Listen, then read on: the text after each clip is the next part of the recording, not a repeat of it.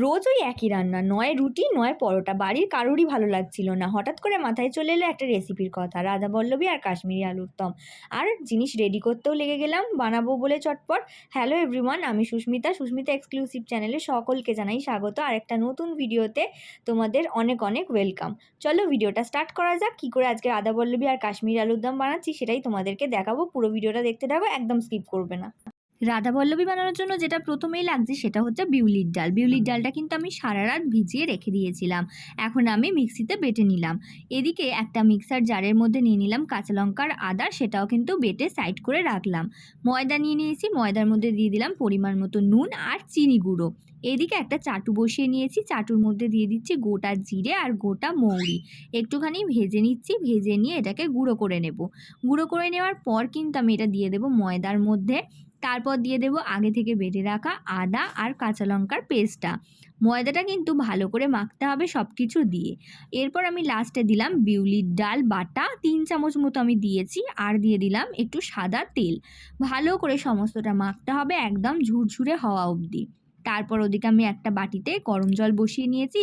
জলটা একটু উষ্ণ হয়ে গেলেই নামিয়ে নেব আর ময়দাটা ভালো করে মেখে নেব। ময়দাটা কিন্তু ধৈর্য ধরে অনেকক্ষণ ধরে মাখতে হবে নরম করে, তাহলে কিন্তু গরম গরম ফুলকো ফুলকো রাধাবল্লভী বানাতে পারবে। ময়দা মাখা তো হয়ে গেছে, সাইড করে রেখে দিলাম। এরপর পুরটা বানানোর পালা। বসিয়ে দিয়েছি কড়াই, দিয়ে দিয়েছি পরিমাণ মতো সাদা তেল। তার মধ্যে দিয়ে দিলাম কালো জিরে আর আদা কাঁচা লঙ্কা বাটা। একটুখানি ভেজে নেব 2 মিনিট মতন। তারপর এর মধ্যে দিয়ে দেব আমি বিউলির ডাল বাটা, যেটা আমি করে রেখেছিলাম। 3 চামচ ময়দা মাখার সময় দিয়েছি, আর বাকিটা আমি এখানে পুর করার জন্য দিয়ে দেব। আর দিয়ে দেব পরিমাণ মতো নুন আর একটুখানি মিষ্টি। তারপর এটাকে ভালো করে নাড়াচাড়া করে শুকনো শুকনো করে ভেজে নিয়ে সাইড করে রেখে দেব। এরপর কাশ্মীরি আলুর দম বানানোর পালা। তার জন্য প্রথমেই নিয়ে নিয়েছি আলুগুলো ভালো করে ধুয়ে খোসা ছাড়িয়ে 2 টুকরো করে প্রেসারের মধ্যে দিয়ে দিয়েছি পরিমাণ মতো জল, আলু আর নুন দিয়ে সিদ্ধ করে সাইডে রেখে দিয়েছি। এদিকে কড়াই বসিয়ে নিয়ে আবার দিয়ে দিয়েছি একটু সাদা তেল বেশি করে। তারপর দিয়ে দিয়েছি তেজপাতা, গোটা মৌরি আর দিয়ে দিলাম একটুখানি হিং।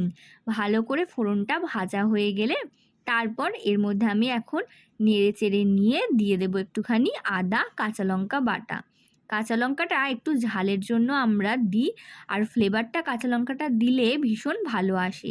আর যেহেতু সাদা আলুর দম, সেই জন্য আমি কাশ্মীরি লঙ্কা বা গুঁড়ো লঙ্কা কিছুই ব্যবহার করব না। ওই জন্য একটুখানি বেশি করেই কাঁচা লঙ্কা বাটা দিয়েছি। তারপর দেখো আমি একটু নেড়ে চেড়ে আলু সিদ্ধ করে যে রেখেছিলাম সেই আলুগুলোকে কিন্তু এখানে দিয়ে দিচ্ছি, আর ভালো করে নেড়ে চেড়ে ভেজে নিচ্ছি। আর এই ভাজার সময় কিন্তু মিডিয়াম টু হাই ফ্লেম করেই ভাজতে হবে।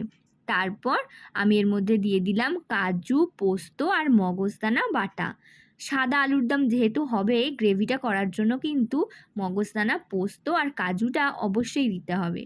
যতক্ষণ আলুর দমটা একটু ভাজা হচ্ছে, এদিকে পুরগুলো মামুনি সব ভরে নিল। আলুটা একটু ভাজা হয়ে গেছে, এখন এর মধ্যে দিয়ে দিচ্ছি আগে থেকে ফেটিয়ে রাখা টক দই। টক দইটা কিন্তু আমি ফেটানোর সময় জল ব্যবহার করি না। টক দইয়ের মধ্যে একটুখানি বরফ দিয়ে একটু চামচ দিয়ে নাড়াতে নাড়াতে ফেটিয়ে নিই।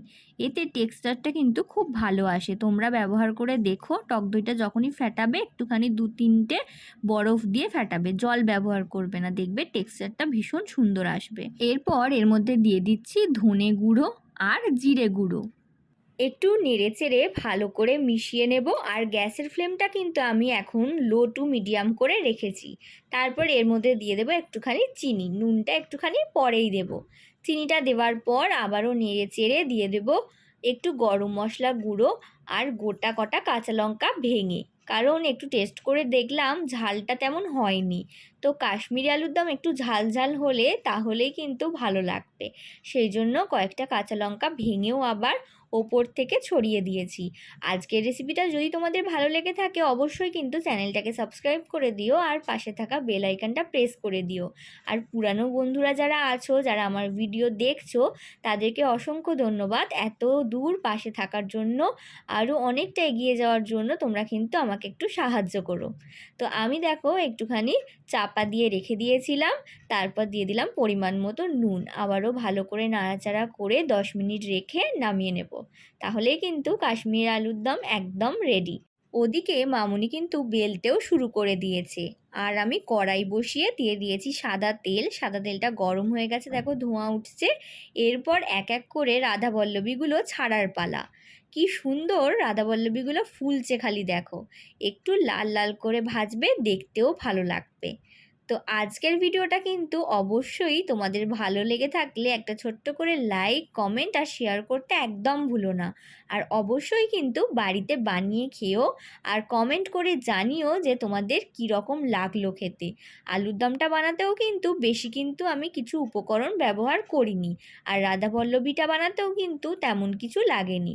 এদিকে দেখো আমার আলুর দমও রেডি, ওদিকে আমি রাধাবল্লভীও ভেজে ফেললাম।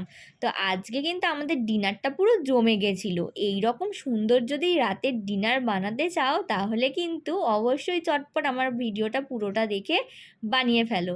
চলো আজকের মতো বাই বাই, শুভরাত্রি সবাইকে।